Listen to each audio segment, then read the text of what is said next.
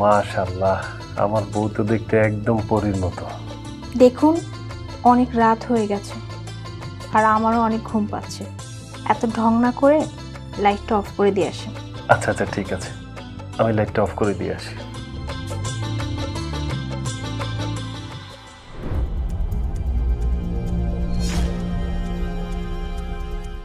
ভাবি, ও ভাবি, তোমার এখনো ঘুম ভাঙেনি? অনেক তো বেলা হয়ে গিয়েছে, এখন উঠো। এই, কি হয়েছে বলো? বাবা মা খাবার টেবিলে তোমার জন্য অপেক্ষা করছে, ও তোমাকে ডাকে।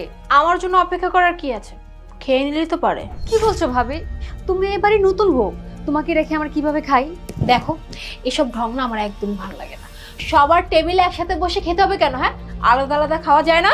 আচ্ছা ঠিক আছে, তুমি যাও, আমি ফ্রেশ হয়ে আসতেছি। যত সব ঢং।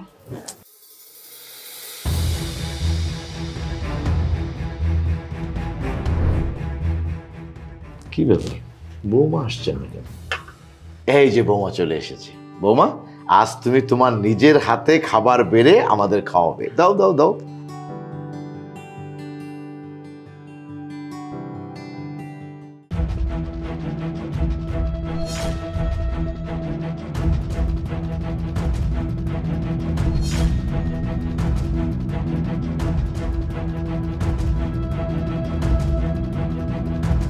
বৌমা, তুমি এটা কি করলে?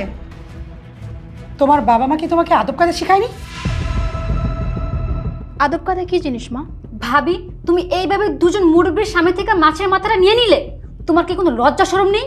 তুমি তো অনেক বড় বেয়াদবি করলে। বেয়াদবি কি দেখলেন?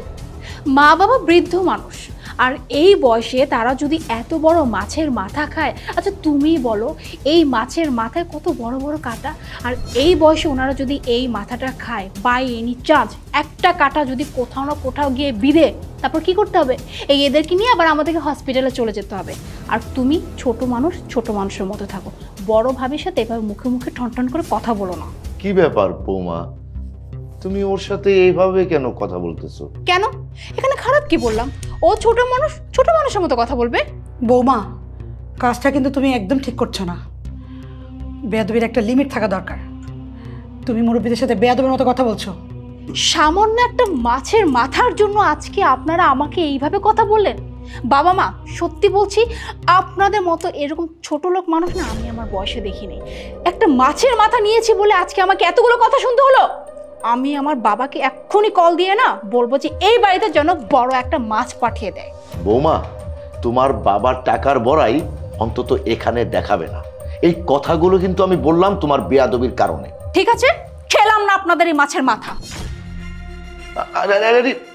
বৌমা, না খেয়ে তুমি কোথায় যাচ্ছ?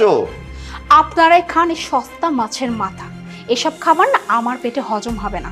আর একটা কথা, আপনারা মুরব্বী মানুষ, মুরব্বী মানুষের মতো থাকবেন।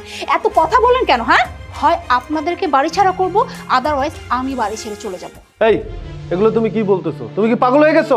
পাগল হইনি, তবে পাগল যদি হয়ে যায় না, এতক্ষণ আমি যা যা বলেছি এর থেকে ভয়ঙ্কর কিছু করে দেখাবো। বৌমা, না খেয়ে কোথায় যাচ্ছ? শুনেন, আমি আমার বাবার বাড়িতে চলে যাচ্ছি। এই বাড়িতে একটা সেকেন্ড থাকার আর আমার কোনো ইচ্ছা নাই। আর এই যে তুমি কি আমার সাথে যাবে? তুমি যদি আমার সাথে যাও তাহলে এখনই যেতে হবে, আর যদি তুমি আমার সাথে না যাও তাহলে না আমার বাবা বাড়ির দরজা সারা জীবনের জন্য তোমার জন্য বন্ধ করে দিব।